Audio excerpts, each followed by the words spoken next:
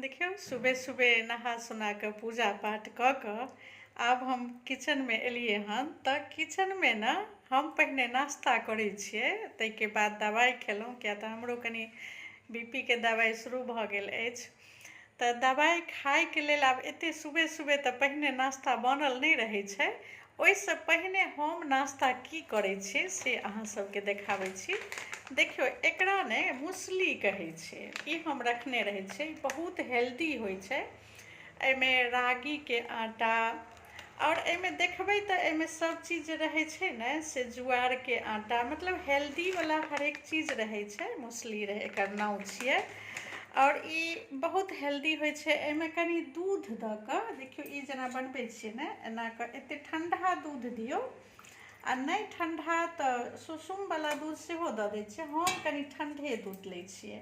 आ ई केरा छै, कोनो फ्रूट हुए ने तऽ अहाँ कोनो फ्रूट दऽ सकै छियै। तऽ ई केरा छै, ई केरा बादमे देबै। पहिने देखियौ मूसली जे छै ने एकरा हम बाटीमे निकालि लै छियै।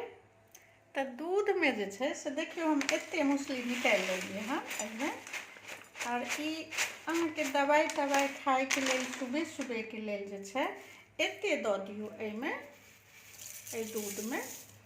और ई जे केला छै ने, ई केला सेहो एहिमे दऽ दै छियै। आ ओहिके बाद जे छै से ई बहुत हेल्दी होइ छै। एकरा बस तुरत्ते खायल जाइ छै, किया तऽ ई कनि बेसी काल कतेक छै फूलै लए लोक नहि देलक, बस इएह नाश्ता हम करै छी। बहुत हेल्दी होइ छै, किनको चाही अगर तऽ हम अपना कमेंट बॉक्समे ई लिंक दऽ देबै। हम फ्लिपकार्टपर सँ ई मँगबै छियै। और ई नाश्ता बहुत हेल्दी सुबह सुबह होइ छै, मूसली एकर नाम छियै। आ हम रोज सुबह दवाइ इएह खा कऽ खाइ छियै, किया तऽ सुबह सुबह बिना नहायल सोनायल तऽ किचनमे आयल नहि होइ छै, लोक आबै नहि छियै अपना समय। तऽ नहा सोना पूजा पाठ कऽ लेलाके बाद पहिने ई खा कऽ दवाइ खा लै छियै, ओहिके बाद नाश्ता बनै छै, खाना बनै छै। और साँझो ई सबके, जेना साँझके टाइम छै और भूख लागल अछि तऽ ई अहाँ बना कऽ खा लिअ सुन्दरसँ। ई बहुत हेल्दी रहै छै, एक बेर खा लेबै ने तऽ एकदम मोन प्रसन्न भऽ जाइ छै और स्वादिष्टो रहै छै, नीको लागै छै। हमरा तऽ खूब नीक लागैए।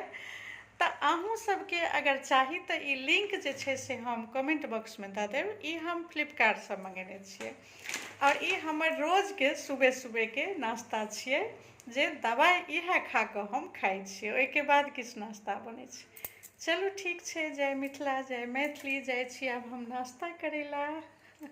हर हर महादेव।